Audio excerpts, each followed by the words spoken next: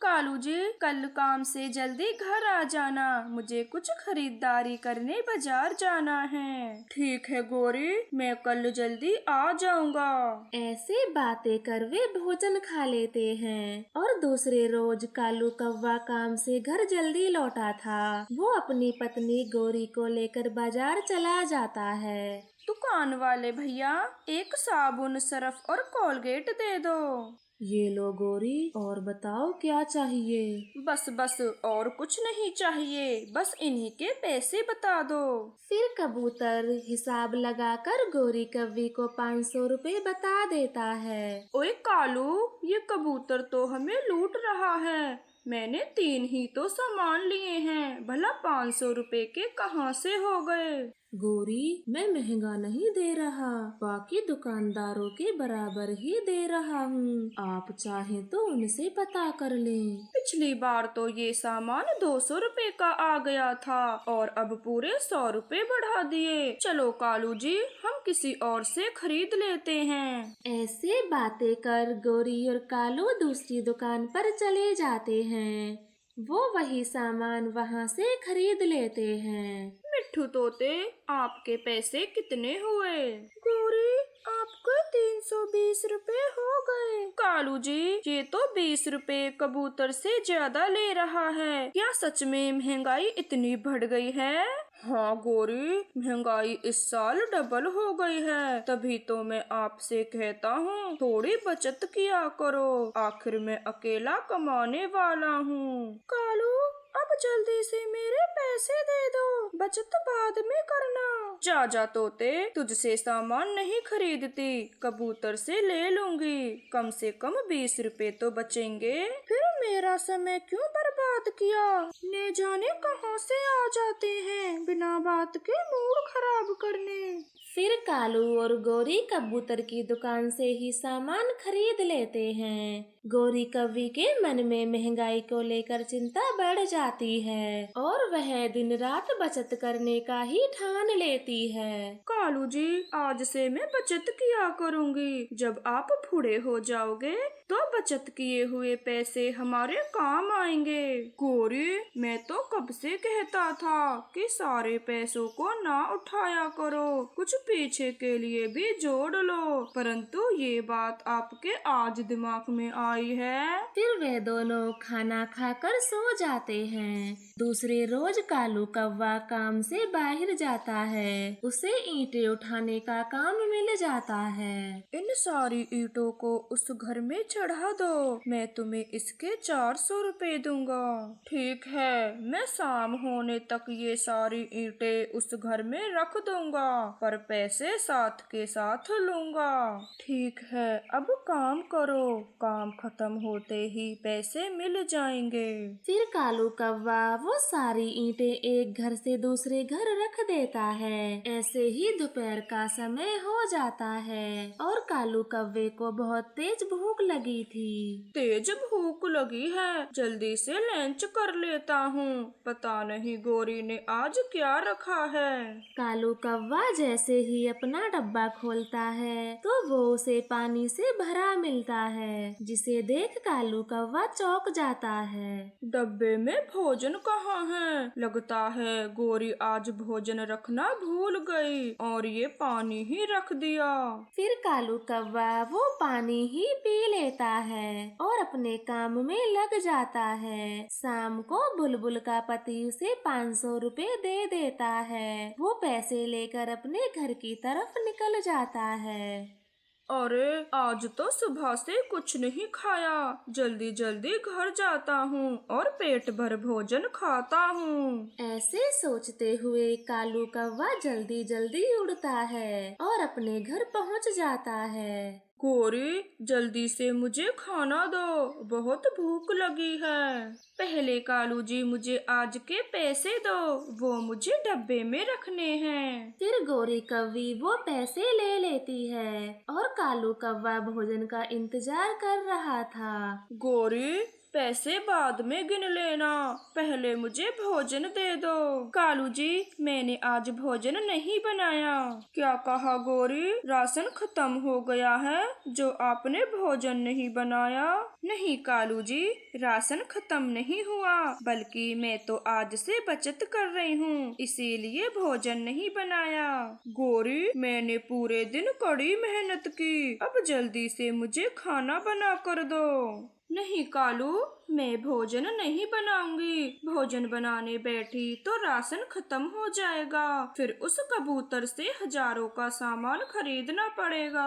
ना बाबा ना, मैं 1000 रुपए खर्च नहीं करूंगी। पर गौरी, भोजन तो खाना पड़ेगा, वरना हम भूख से मर जाएंगे। इसका जुगाड़ है मेरे पास, मैं चिड़िया के घर से थोड़ा भोजन मांग लाती हूँ। ऐसे बातें कर वे चिड़िया के घर चली जाती है। टूनी, आज थोड़ा भोजन दे दो, घर में राशन खत्म हो गया।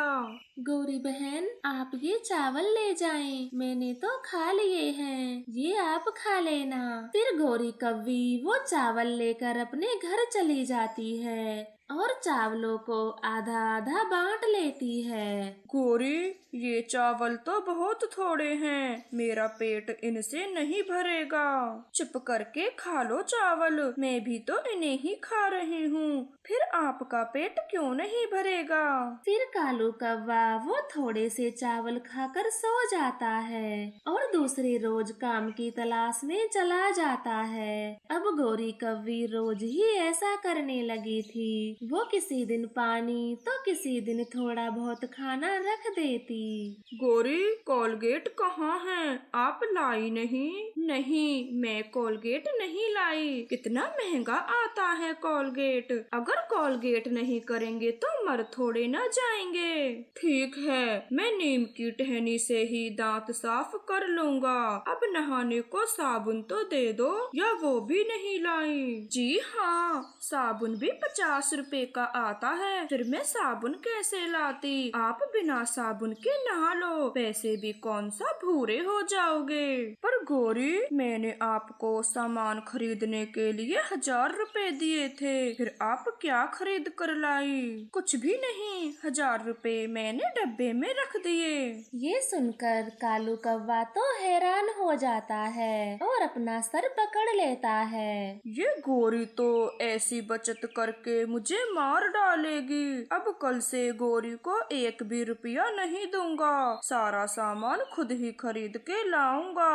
ऐसे कहकर कालू कौवा नहा लेता है और अपने काम पर निकल जाता है। शाम होने पर जब कालू कौवे को पैसे मिलते हैं तो उन्हें लेकर सीधा कबूतर की दुकान पर जाता है और जरूरत का सारा सामान खरीद लाता है।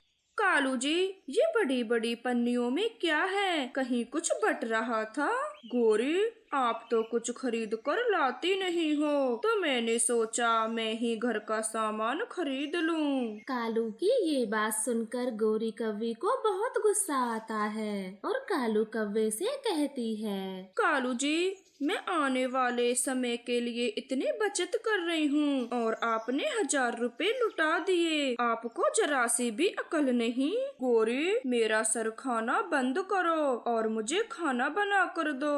गौरी तो बिना कुछ बनाए ही सो जाती है और कालू कौवा खुद ही भोजन बनाकर पेट भर खाता है। आज कितने दिनों बाद भरपेट भोजन खाया, अब खुद ही भोजन बनाकर खाया करूँगा, इस गौरी के भरोसे नहीं रहूँगा।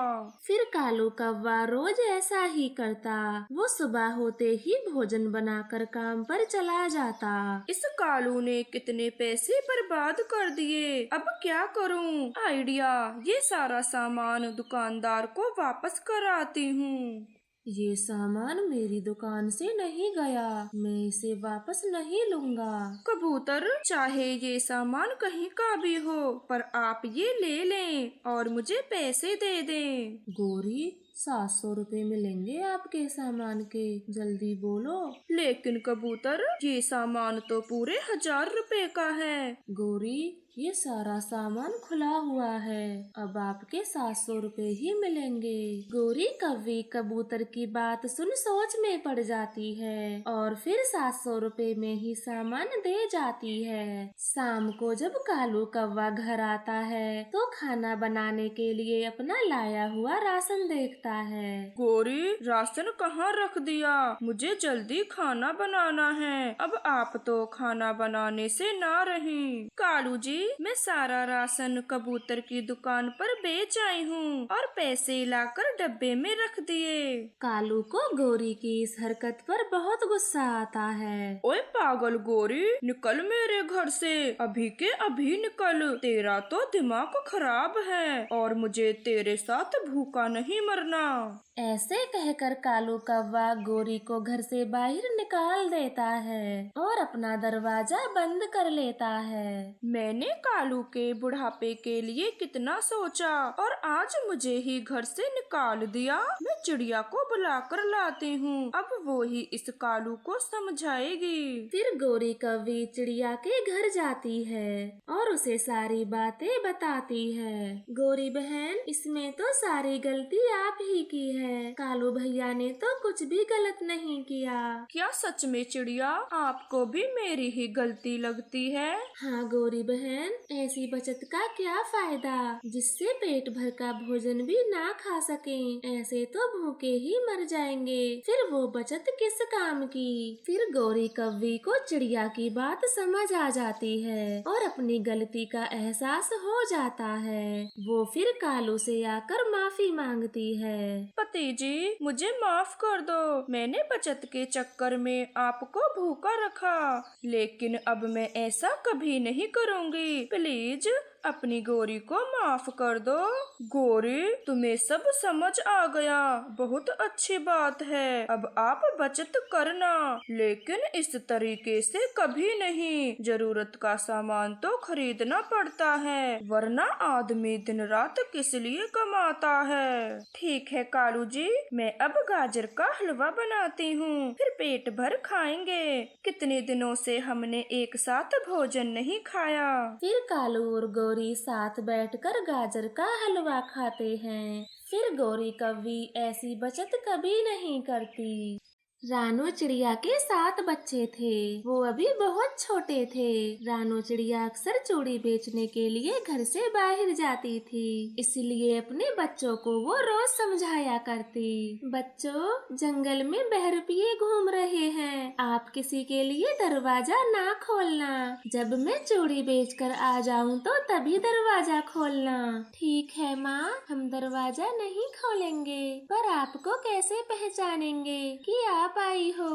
बच्चों, जब मैं चूड़ी बेचकर घर आऊंगी तो चूड़ियों की ऐसी आवाज करूंगी, तब आप समझना कि आपकी मम्मा आ गई है और दरवाजा खोल देना। ऐसे बोलकर रानू चूड़ी बेचने घर से निकल जाती है और तभी एक बहरूपिये की नजर चिड़िया पर जाती है, जो उनके घर के पास ही बैठा हुआ था। ये चिड़िया तो अभी अभी अपने घर से बाहर गई है, तो इसके बच्चे घर में अकेले होंगे। मैं अभी जाकर सारी कमाई चोरी कर लाता हूँ। फिर कालू बहरूपिया घर के बाहर आता है और बच्चों से दरवाजा खोलने के लिए कहता है। बच्चों, दरवाजा खोलो, मुझे आपसे चूड़ियाँ खरीदनी हैं। दीदी, आप जल्दी से दरवाजा खोल दो, हम ये वाली चूड़ियाँ बेच देंगे। मम्मा चूड़ी बिची देखकर बहुत खुश होंगी। कुक्कू दरवाजा खोलने ही वाली थी कि तभी उसे अपनी मम्मा की कही बातें याद आती हैं और वह दरवाजा खोलते हुए रुक जाती है। हमारी मम्मा ने दरवाजा खोलने से मना किया है, तो आप शाम को आ जाना और मम्मा से ही चूड़ी खरीद लेना। अरे बच्चों, मैं चूड़ियाँ खरीदने बहुत दूर से आया हूँ, तो जल्दी से दरवाजा खोल दो। नहीं नहीं अंकल, हम दरवाजा नहीं खोलेंगे। हमारी मम्मा आएगी, हम तभी दरवाजा खोलेंगे। ये बच्चे तो बड़े होशियार हैं। मैं अभी शहद पी के आता हूँ, फिर मेरी आवाज चिड़िया जैसी मीठी हो जाएगी। ऐसे सोचकर कालू चोर मधुमक्खी के छत्ते के पास जाता है और छत्ते से शहद निकाल कर पी लेता है और वापस से चिड़िया के घर के बाहर आ जाता है। बच्चों, दरवाजा खोलो, मैं चूड़ियाँ बेचकर आ गई। दीदी, माँ आ गई, अब तो दरवाजा खोल दें। नहीं नहीं लाली, ये माँ नहीं हो सकती। माँ ने बोला था कि वो चूड़ियों की आवाज करेंगी और तभी हमें दरवाजा खोलना है। कुक्कू की ये बात कालू कौवा दरवाजे से कान लगाए सुन रहा था। तो ये बात है, चूड़ियों की छन छन। मैं अभी बाजार से चूड़ी खरीद लाता हूँ, फिर तो ये बच्चे दरवाजा खोल ही देंगे। फिर कालू चोर भागा भागा चूड़ी वाले कबूतर के पास जाता है और कई सारी चूड़ियाँ बजा कर देखता है। अरे भाई, आराम से चूड़ी देखो, इन्हें तोड़ने का इरादा है क्या, जो जोर जोर से बजा रहे हो? हाँ, ये वाली चूड़ियाँ ठीक हैं, आप इन्हें दे दीजिए। फिर कालू कौवा वो चूड़ी खरीद लेता है और चिड़िया के घर के बाहर जोर जोर से बजाता है। दीदी, लगता है माँ आ गई, मैं दरवाजा खोलती हूँ। कुक्कू के दरवाजा खोलते ही वो कालू कौवा घर के अंदर आ जाता है और सातों बच्चे जोर जोर से मम्मा मम्मा चिल्लाते हैं। चुप, एकदम चुप हो जाओ, वरना तुम सबको मार दूंगा। अब ये बताओ, मम्मा जमा किए हुए पैसे कहाँ रखती है? हमें नहीं पता बहरुपिये जी, हमारी मम्मा पैसे कहाँ रखती है। फिर थोड़ी ही देर में कालू चोर सारा घर छान मारता है, परंतु उसे चिड़िया के रखे हुए पैसे नहीं मिलते। इस गरीब चिड़िया के घर में कुछ भी नहीं मिला, सारी मेहनत बेकार गई। बस ये 7 बच्चे हैं जिन्होंने मेरा समय बर्बाद किया। ऐसे गुस्सा करते हुए कालू बहरुपिया वहाँ से चला जाता है। वो सीधे अपने दोस्त के पास जाता है। कालू दोस्त, आज क्या हाथ पड़ा तुझे? मुझे तो ये 1000 रुपये ही मिले हैं। आज मुझे कुछ भी नहीं मिला, ऊपर से चूड़ी खरीदने में 100 रुपए खर्च हो गए। लेकिन दोस्त, तूने चूड़ियाँ क्यों खरीदी? ये सुनकर कालू कौवा अपने दोस्त को सारी बातें बताता है कि उसने चूड़ियाँ क्यों खरीदी थी। क्या कहा कालू, तुझे 7 बच्चे एक ही घर में मिले? हाँ हाँ, उस चिड़िया के 7 बच्चे हैं। वो चूड़ियाँ बेचने के लिए बाहर गई थी, तो मैंने सोचा कि आज उसी के घर से कुछ चुरा लिया जाए, परंतु फूटी कौड़ी भी नहीं मिली। ओए पागल कालू, तुझे पता भी है एक बच्चे की किडनी लाखों की बिकती है, तो सोचो 7 बच्चों की किडनी तो तुझे माला माल कर देंगी। हाँ बिल्लू, ये तो मैं भूल गया था। मैं कल दोबारा से उस चिड़िया के घर जाऊंगा और 7 बच्चों को चुरा लाऊंगा, फिर उनकी किडनियाँ बेचकर माला माल हो जाऊंगा। ऐसे बातें कर वे दोनों दोस्त बहुत खुश होते हैं और इधर शाम को जब चिड़िया अपने घर आती है तो बच्चों से पूछती है, बच्चों, घर की ये हालत कैसे हुई? माँ, वो बहरुपिया घर के अंदर आया था, उसने सारे घर में पैसे ढूंढे, तभी घर की ये हालत हो गई। मुझे पता था कोई न कोई बहाना बनाकर वो बहरुपिया घर में घुस जाएगा, इसलिए मैं सारे पैसे अपने साथ ले गई थी। माँ, ये तो आपने बहुत अच्छा किया जो सारे पैसे अपने साथ ले गई और उस चोर बहरुपिये को खाली हाथ जाना पड़ा। हाँ मेरे बच्चों, अब आप भोजन खाकर सो जाओ, मैं घर को पहले के तरह ठीक कर देती हूँ। और सुबह हो जाती है। बच्चों, अब उस बहरपिये को चूड़ी की आवाज के बारे में पता चल गया है, तो अब आपको चूड़ियों की छन छन सुनकर दरवाजा नहीं खोलना। ठीक है माँ, हम चूड़ियों की छन छन सुनकर दरवाजा नहीं खोलेंगे, पर आपको कैसे पहचानेंगे? मैं कहूँगी कि मम्मा की चूड़ी गोल गोल, अब दरवाजा खोल खोल। ऐसे समझाकर चिड़िया चूड़ी बेचने चली जाती है और कालू कौवा सुबह से ही चिड़िया के घर की ताक में बैठा हुआ था। चली गई, चूड़ियाँ बेचने चली गई। अब मैं इसके घर जाता हूँ और इसके सातों बच्चों को उठा लाता हूँ। ऐसे सोचकर कालू कौवा दरवाजे के पास चला जाता है। क्या कहा था चिड़िया ने अपने बच्चों से? हाँ, याद आया, मम्मा की चूड़ी गोल गोल, अब दरवाजा खोल खोल। बच्चों, मम्मा की चूड़ी गोल गोल, अब दरवाजा खोल खोल।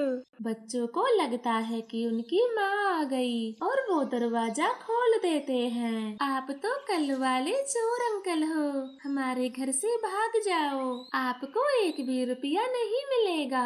मैं चोरी करने थोड़े आया हूँ, मैं तो तुम सबको उठाने आया हूँ। फिर कालू चोर सातों बच्चों को एक बोरे में बंद करके ले जाता है। थोड़ी देर बाद जब रानो चिड़िया चूड़ी बेचकर घर आती है तो अपने बच्चों को ना देखकर रोने लगती है। मेरे बच्चे कहाँ हैं? घर की ये हालत देखकर तो लगता है कि वो किसी मुसीबत में हैं। मुझे जल्दी ही उन्हें ढूंढना होगा।